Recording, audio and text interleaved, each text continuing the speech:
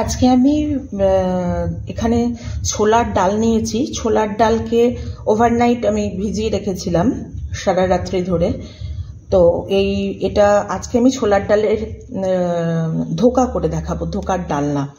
তার জন্য আমাদের প্রধান যে উপকরণগুলো লাগবে, এই ছোলার ডাল ভিজিয়ে রাখা আছে, ছোলার ডাল আর এই কাঁচা লঙ্কা, আর তার সাথে এখানে একটা পেঁয়াজ আর 2 কোয়া রসুন, আর এইটা হচ্ছে এই 2-3 কোয়া রসুন। সাইজটা বুঝে আপনারা ঠিক করে নেবেন, 2টো না 3টে দেবেন।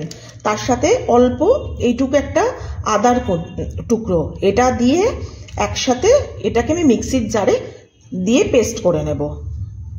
ডাল আমি মিক্সির জারেতে নিয়ে নিলাম। ডাল আছে, ডালের সাথে কাঁচা লঙ্কা নিয়ে নিয়েছি, 2টো কাঁচা লঙ্কা আছে।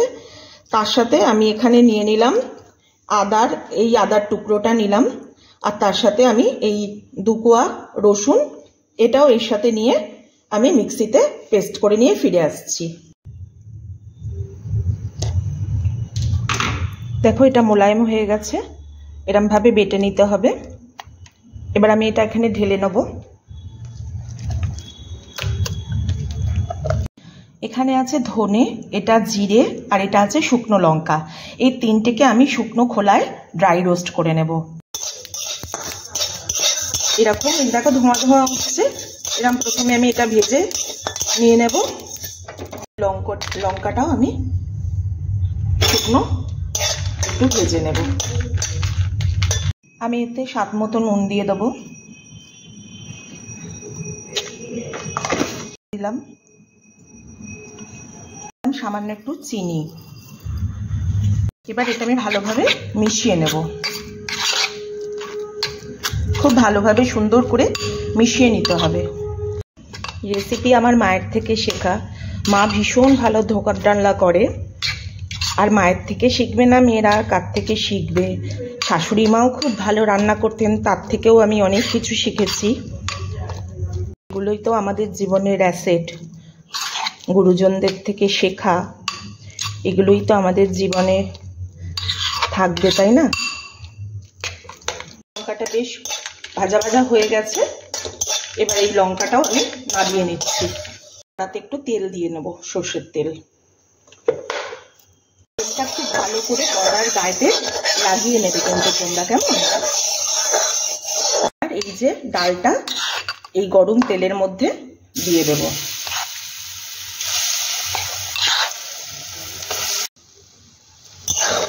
এবার এটাই খুব ভালো করে তেলের সাথে নাড়তে হবে, কেমন?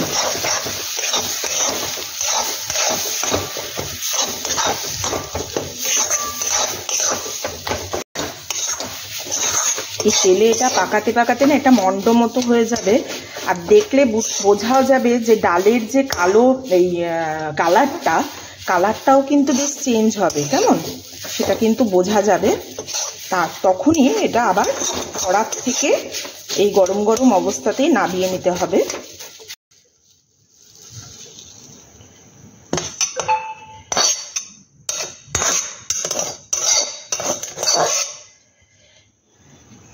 একটু গরম গরমই করতে হবে, তা না হলে তো জমে যাবে এটা।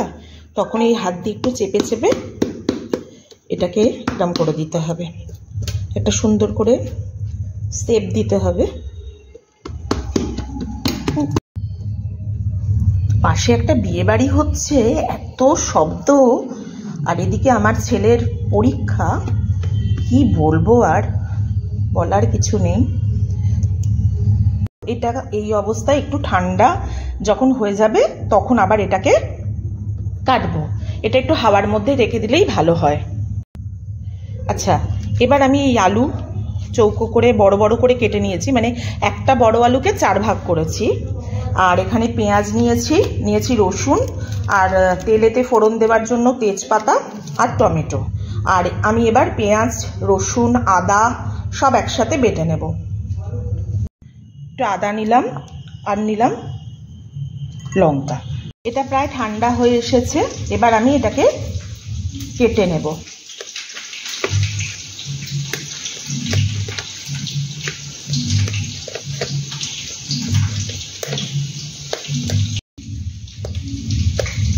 চৌকো করেই কাটলাম, আপনাদের যার যেমন মনে হবে সেরকম করে কাটবেন। আলুটা বেশ লাল লাল করে ভাজবো আমি, লাল লাল করে ভেজে নিই। লাল লাল করে আলুটা ভাজা হয়ে গেছে।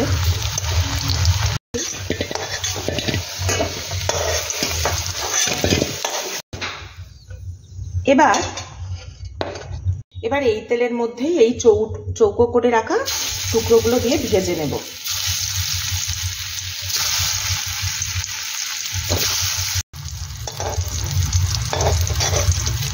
মিক্সিতে পেস্ট যখন করবেন একটু যদি মনে হয় জলের প্রয়োজন আছে, অল্প অল্প করে জল দিয়ে দেখবেন। বেশি জল হয়ে গেলে আর বেশি পাতলা হয়ে গেলে এই ভাজার সময় প্রচুর তেল টানবে। আমরা তো সবাই সেটাকে একটু অ্যাভয়েড করবারই চেষ্টা করি। দেখুন একদম শুকনোর ওপরে হয়েছে বলে ওই আলু ভাজার দরুন যে তেল ছিল তাতেই কিন্তু আমি এগুলো ভাজছি, এখনো কোনো তেল দিইনি, হয়তো লাস্টের দিকে একটু লাগতে পারে। হয়ে গেছে, এবার আমি একটা একটা করে তুলে নেব। এই থালাতেই তুলে নিলাম। দেখো জিরে ফোড়ন দিলাম আর তেজপাতা। এবার এই পেস্ট করে রাখা পেঁয়াজ, রসুন, আদা এটা দিয়ে দেবো তেলে। দিয়ে দেবো হলুদের গুঁড়ো, দেব নুন, কাশ্মীরি লঙ্কা রঙের জন্য। মশলাটা ভালো করে কষিয়ে নেব।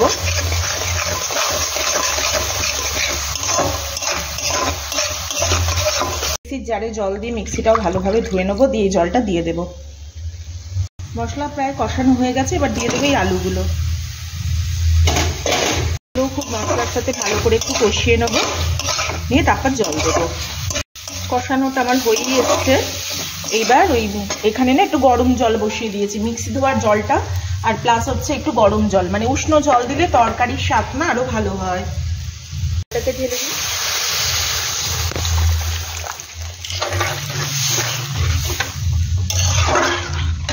একটু চাপা দিয়ে রাখি, আলুটা সেদ্ধ হোক।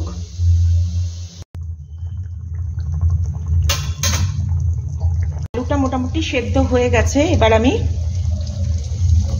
এই পিসগুলো ছেড়ে দেব।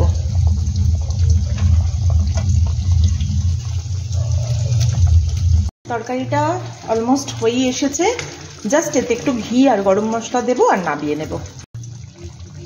অল্প একটু ঘি দিলাম, গুঁড়ো ছড়িয়ে দিলাম। দেখো কি সুন্দর দেখতে হয়েছে তরকারিটা। এবার নামিয়ে নেব। এবার নামিয়ে নিই আস্তে আস্তে, যাতে ওই ধোকাগুলো যাতে না, এই যে দেখো একদম গোটা গোটা আছে, কি সুন্দর। আস্তে আস্তে রাখবে, হ্যাঁ, খুব ভালো হয় খেতে এটা। মা তো অপূর্ব করে, কখনো আমরা ধোকা কিনে খাইনি, সব সময় বানিয়েই খাই আমরা।